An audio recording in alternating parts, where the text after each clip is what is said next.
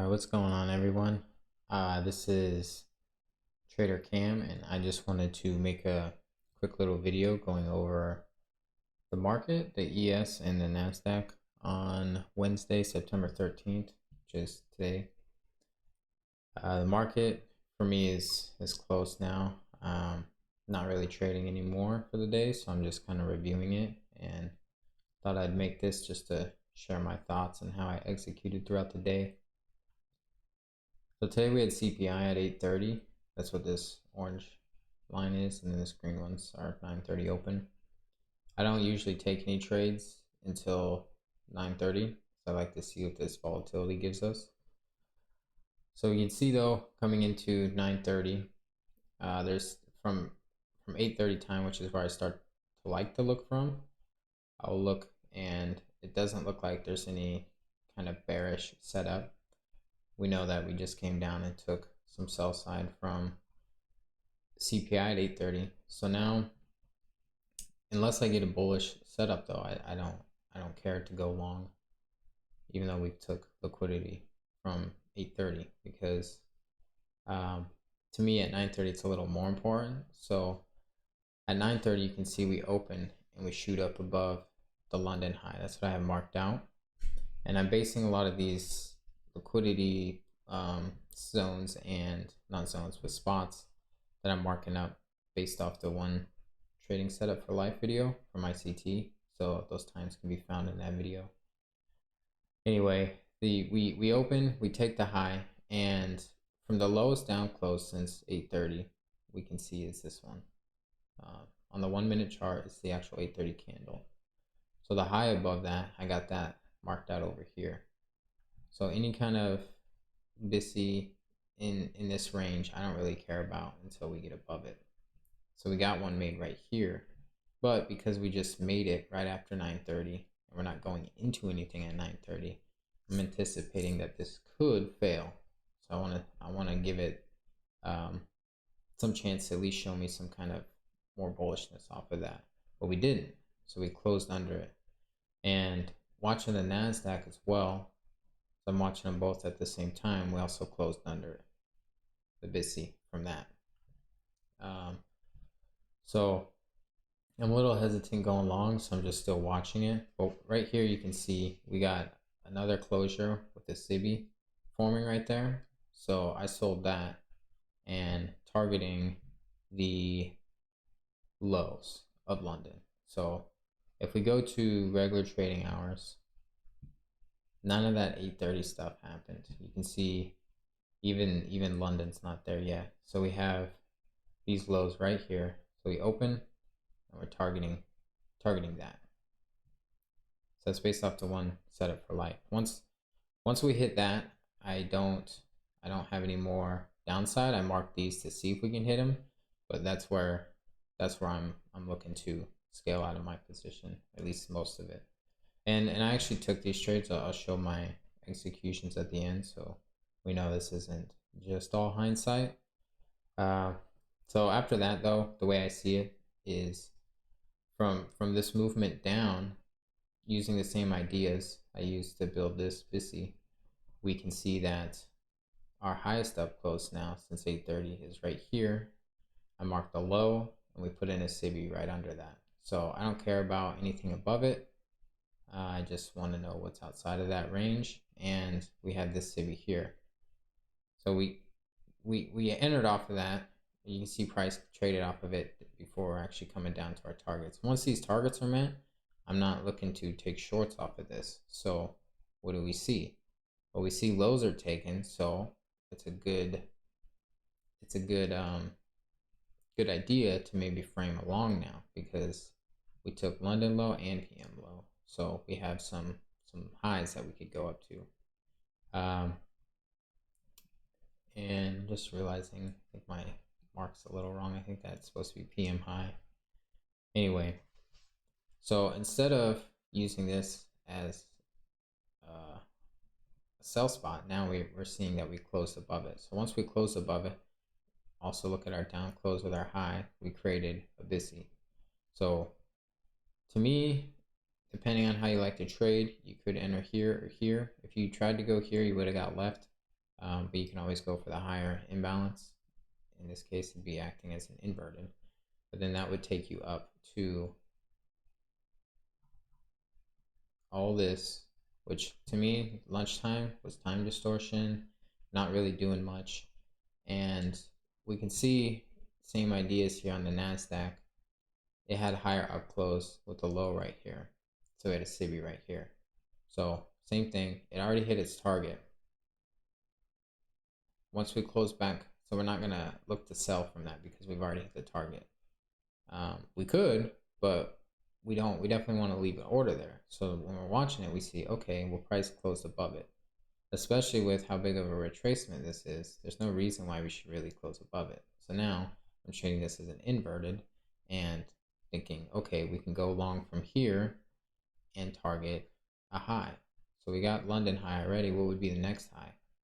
PM high. So in NASDAQ's case, it did hit the PM high. On ES, it didn't. However, the way I like to trade is using these market sessions from one session for life, or one trading setup for life video, excuse me. I look at these sessions. So if I'm long in this one, which I shorted this down, I didn't take this long. I just took another short here and a short here. So if I was long in this though, I'm looking for PM high. However, once we start a new session and we take the high of the previous session, that's plenty liquidity to reverse or retrace. So I would look to get out at AM high. Once we get into lunchtime, all it does is create equal highs. So by the time you're in PM session, once it runs out those highs, that's where I'd look to get out. And around 116 is when NASDAQ hit PM, and that's around here anyway. So once NASDAQ hit it and you see all this struggle, you definitely want to look to take some profit, and that's part of my rules anyway, so I'd get out there. But now any in between all this, any kind of SIBIs and structure shifts we get going down, I don't really care about because we haven't hit the actual drawn liquidity yet. So until we hit that, I'm not looking at any of this, and I could get left, but I'm fine with that. So now we're looking at, okay, our target was hit, and we're looking at the highest up close after we got some kind of buy side, which was finally swept at 135. So we look, here's our highest up close, and then a low put in under that. So these are equal, so I'm just going to this low, which looking back, it could have been this low either. Either way, it doesn't change that it's this SIBI. So we want a low, or we want a SIBI put in under that. So once we get that, we can go short here, and we could target some kind of sell side. So sell side in this case is, we got lunch lows and London high, which highs and lows can also be used. If this was a target on the upside, it could also be used as a target for a drawback down to it.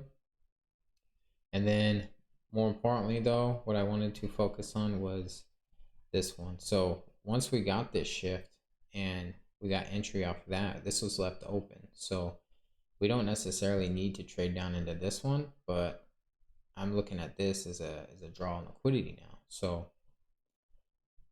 that lined up with using standard deviations, we have in between 2 and 2.5, this 1 minute busy lines up with that. So my trading rules tell me to take profit there, at least partials. If I don't have enough to take partials, then I'm getting out full position here. These are just some extra confluence points to frame this further draw, because we're going to scoop below that, take liquidity. What resides below that? That still has unfinished business, and for me, that's this 1 minute buy side imbalance. And once we hit that, we kind of pull back off of that and just kind of create a narrow range for the rest of the trading session. So currently we're still trading, not much going on, but yeah, once that's hit, you definitely don't want to look for more downside, and I'm not looking for shorts off of any of this because this was the SIBI to get in, and this was the target. Okay, so here is the executions. This first one is from the MES. going over same ideas. All my markups are on the ES, but I just entered on here. So we have 5 entries right here, and then 5 buying back down here. So admittedly, I was a little greedy and was aiming for this, and it got touched but not filled. On the ES, we actually dipped below it a bit, but once I saw we closed back above here, I brought my stop down above that. So this represents the actual trade. So still a pretty good trade. 38 ticks, good risk to reward.